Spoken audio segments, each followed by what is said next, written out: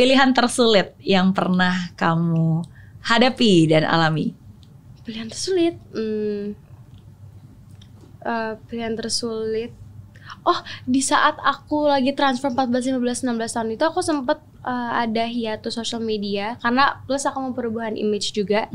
Dan di situ aku ditanya sama orang tua aku sama label aku juga kayak gimana kamu masih mau nyanyi dikenal banyak orang atau kamu cukup you just wanna keep your career tuh sampai kamu jadi penyanyi anak-anak. Jadi itu tapi itu tetap jadi legacy kehidupan kamu. Terus it was really confusing karena aku lagi at my lowest point, tapi aku masih punya banyak banget cita-cita yang belum tercapai dan aku ngerasa hal-hal buruk tuh pasti akan terus ada. Jadi kalau aku give up di saat itu cuma karena itu, aku takutnya kayak aku nyesel atau enggak kehilangan kesempatan gitu. Tapi karena aku emang orang juga gak mau risky kayak tadi aku bilang, di saat aku bikin keputusan berarti itu artinya aku udah pikirin matang-matang. Aku dikasih waktu yang cukup banyak juga untuk mikir. Dan sempet susah juga, agak struggling dengan keputusan itu karena aku sempet kepikiran untuk lebih kayak yaudah deh, aku cari cara lain untuk kerja karena kerja itu atau meniti karir itu kan banyak banget caranya. Gak harus dari dunia tarik suara atau industri ini gitu. Tapi aku mikir kayak, tapi aku ngerasa masih banyak hal yang nunggu aku di depan. Jadi aku I give myself some time dan orang tua aku juga nggak pernah yang kayak ya udah kalau kamu ini sih kayak gini ya, kalau kamu kayak gini. Jadi mereka yang kayak nggak apa, terserah kamu yang pikirin positif negatifnya. Jadi kalau pun aku menjawab itu bukan karena alasan yang mereka lontarin. Jadi susahnya di situ, tapi akhirnya I came up with the decision kalau aku masih mau terus berlanjut. Benar-benar truly because keinginan kamu ya, bukan karena nggak enakan nih ikutin kata orang atau nggak dan seterusnya gitu. Pernah nggak sih kepikiran bahwa kan banyak orang bilang ini masa muda nih, berarti kan masa-masa SMP, SMA, bentar lagi kuliah. Tapi di tengah-tengah waktu yang tersisa, ya kamu ya itu kan nyanyi, bikin buku, produktif dan seterusnya. Pernah kepikiran gak sih bahwa kehilangan masa-masa main-mainnya, bandel-bandelnya, atau I don't know like hang out with friends? Ini yang mama sama papa tuh dulu concernin kenapa aku awalnya gak boleh jadi penyanyi, karena mereka takut aku tuh masih belum siap dengan yang kayak beberapa waktu aku akan kemakan untuk ketemu teman tiba-tiba gak bisa karena aku ada acara ini. Tapi aku juga mikir kayak teman itu kan seleksi alam ya, kalau emang kita bakal punya teman yang baik buat kita, mereka akan datang sendirinya gitu dengan cara apapun itu. Jadi aku selalu yang kayak dari dulu berusaha banget untuk nge-balance antara my personal life sama karir aku, tanpa mana lebih berat mana. Jadi aku mencoba untuk kayak 100 and 100. Jadi gak cuma 50-50.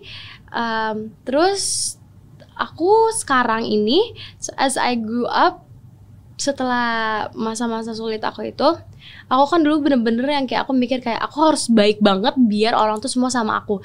Sementara sekarang aku punya pemikiran yang kayak kalau misalkan emang ada temen yang baik buat aku, mereka akan datang dan universe is just gonna make us ketemu gitu. Dan quantity itu jangan sampai over the quality, karena aku lebih milih punya temen yang minim, kenal dengan banyak orang tapi temen itu dikit. Untuk apa ya, kayak it's just that I trust my family more sih. Gitu. Teman apa adanya ya, bukan teman ada apanya. Iya, bener banget. Jadi sekarang thankfully aku punya teman yang juga udah punya karir, karena dari aku waktu itu shooting series, aku pengalaman yang selama ini aku lewatin, itu kan aku jadi nambah teman juga gitu. Jadi aku sekarang punya sahabat dari series, terus jadi bisa lebih balance antara ketemu teman-teman sama karir. Dan orang tua aku mau mengerti itu. Kayak gitu sih. Iya, dari itu setuju sih. Jadi seleksi alam ya, maksudnya dengan kita meluangkan waktu di environment itu, ya kita akan bertemu dengan orang-orang yang memang juga ada di lingkungan itu. Jadi kalau lingkungannya positif, produktif, ya teman-temannya pasti ya berada di sekitar itu juga. Tapi kalau kita lingkungannya negatif dan negatif, ya pasti ya itu akan meng-attract orang-orang yang akan datang ke situ juga kan. Dulu tuh aku tuh kepikiran gitu kayak what if I grew up di karir tapi gak punya teman sama sekali karena waktunya kebanyakan keambil untuk karir. Aku tuh sempat mikir kayak gitu kan. Tapi tiba-tiba begitu aku lagi mikir kayak gitu, I turned 17, terus pemikiran aku tuh berubah. It's just that tadi seleksi alam. Terus I know that di dunia tuh at the end of the day aku cuma membutuhkan orang-orang yang emang ternyata milik aku gitu. Kayak my best friend, my family, specific person mungkin nanti in the future. Dan aku nggak harus yang kayak I have to do something to have lots of friends. It's just that kalau emang good people, good friends bakal datang pada sendiri. And they will stay with you. And yeah, obviously. Oke. Kalau pilihan untuk melanjutkan kuliah di luar negeri dan di sini, bukankah itu menjadi salah satu yang pilihan yang agak sulit belakangan ini karena harus memutuskan? Dengar-dengar tadi mau kuliah di luar negeri. Aku tuh sempat mau kuliah di luar negeri, dan ini tuh keputusan yang aku bikin jauh sebelum aku masuk ke phase dimana aku mencari jurusan mau masuk kuliah mana. Jadi dulu emang aku selalu bermimpi pengen kuliah di luar negeri. Tapi emang dari 4 bersaudara ini, even yang ada baby, aku tuh yang paling kayak manja sama orang tua, paling deket. Dan aku tuh jarang banget nginep di rumah teman karena pasti aku kangen sama orang tua aku. Kayak gitu. Jadi paling nempel sama orang tua. Tidur masih juga harus gosok-gosok orang tua dulu, tangan gosok-gosok tangan orang tua, harus kena kulit dulu, terus baru bisa tidur. Itu tuh masih aku doang yang kayak gitu. Adik-adik aku yang lain juga manja, tapi aku yang paling manja. Jadi tuh aku kepikiran kalau aku kuliah luar negeri, pertama homesick, terus gimana kalau misalkan bukannya culture shock ya, karena aku yakin aku bisa adaptasi dengan cepet gitu. Tapi gimana kalau kangen mama papa, tapi mama papa nggak bisa kesini karena ada urusan, terus kepisah sama adik, karena aku kan juga nempel banget sama adik-adik aku kan. Terus pas aku udah mikir matang-matang kayak ya udah deh nggak apa, pasti time will tell juga. Dan aku tuh ngiranya pada saat itu aku kayak paling nanti umur 17 tahun kamu juga udah lebih berani. Aku mikirnya kayak gitu, ngomong ke diri aku sendiri. Tapi pas aku bertumbuh besar kan nggak kerasa ya.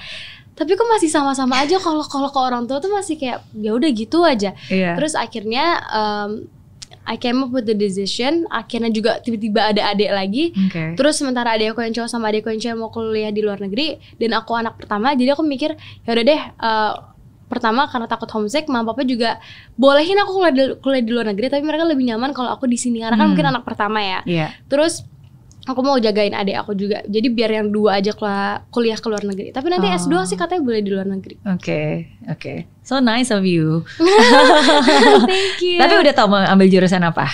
Aku sih so far kepikirannya communication. Oke. Cita-cita terbesarnya tuh apa? Sebenarnya tuh cita-cita terbesar aku alhamdulillah udah kewujudkan sekarang. Tapi aku pasti pengen jadi businesswoman, dan aku pengen menjadi seseorang yang punya pribadi yang baik dan bisa dikenang karena kebaikan aku. Cuman it's just that satu mimpi aku yang belum tercapai itu kan aku selalu pengen jadi guru. Tapi I know that I don't have a time untuk jadi certified teacher. Dan kadang-kadang aku tuh dari dulu tuh selalu suka jadi yang kayak teacher for my brother and my sister gitu. Dulu aku pas mereka SD tuh aku suka banget nulis-nulis di whiteboard gitu. Soalnya aku tuh guru mereka.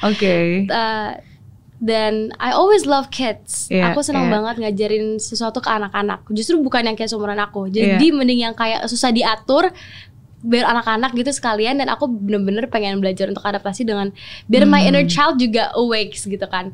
Ada satu mimpi aku yang belum tercapai, yaitu aku pengen bikin sekolah gratis untuk anak-anak yang kurang mampu atau gak punya kesempatan untuk mempunyai pendidikan yang sama kayak anak-anak yang lain. Kayak gitu.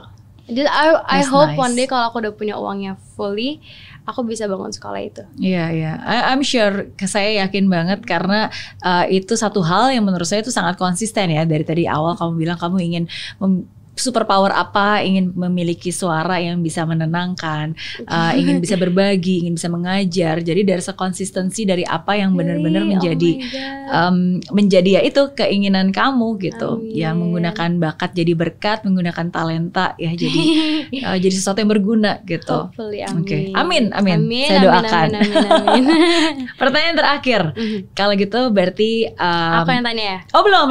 Terakhir dari aku baru terakhir dari kamu. Pelajaran terbaik yang hidup pernah berikan untuk kamu sampai hari ini? Letting go. Letting go sih.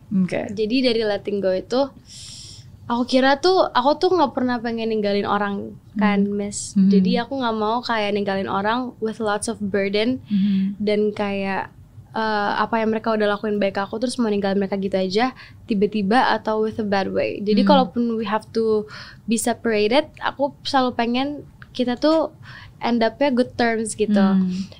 I know that in life nggak semua hal yang pernah menjadi milik aku itu akan menjadi ternyata itu milik aku gitu. I know people do come and go, dan nanti at the end of the day aku baru tahu kayak oh ternyata dari selama ini aku hidup ternyata yang aku milikin tuh sebanyak ini atau enggak cuma ini ternyata. Jadi yang aku pelajarin dari hidup tuh letting go, karena dari ada satu kejadian yang bikin aku harus letting go, aku belajar jadi orang yang lebih ikhlas tapi nggak hopeless kayak gitu. It's not easy loh.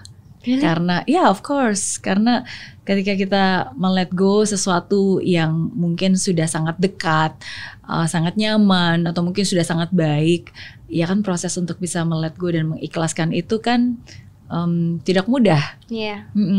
Dibutuhkan kedewasaan, dan mungkin ya salah satunya itu juga yang kalau saya nonton You Make a Song tentang menikmati sedih gitu, menurut saya itu dalam banget sih, karena nggak banyak orang bisa dan mau mengeksplor perasaan sedih itu. Tapi kan perasaan sedih itu kan sesuatu yang memang ada ya, dan perasaan sedih itu kan bukan berarti tidak baik loh. Ya cuma untuk bisa menyelami itu resiko sebenarnya. Karena kalau orang yang nggak dewasa kita bisa tenggelam di dalam kesedihan itu. Tapi it's just that aku yakin proses sih. Jadi proses orang beda-beda, terus time will tell juga. And bisa nyampe di titik let go pun aku masih belajar sampai saat ini. Tapi I just love learning new things. Dan after letting go malah aku nge-attract hal-hal yang ternyata lebih baik buat aku kayak gitu. Jadi sekarang lebih malah terplot itu tadi, jadi terposisikan dengan baik malah. Iya. You don't have to do that. Thank you so much. No, I'm just so senang aja sih bisa ngobrol. Ya, walaupun kadang-kadang saya teringat lagi, ini kan saya lagi ngomong dengan anak usia 17 tahun gitu kan. Sebenarnya nggak terlalu beda jauh dengan usianya anak saya, tapi ya cara kamu berpikir, cara kamu mengolah kata-kata, cara kamu mengolah apapun yang hidup berikan kepada kamu, itu satu hal yang nggak banyak orang memiliki kemampuan itu sih. Amin, hopefully. Thank you so much. Aku masih belajar, jadi maaf juga kalau ada salah-salah.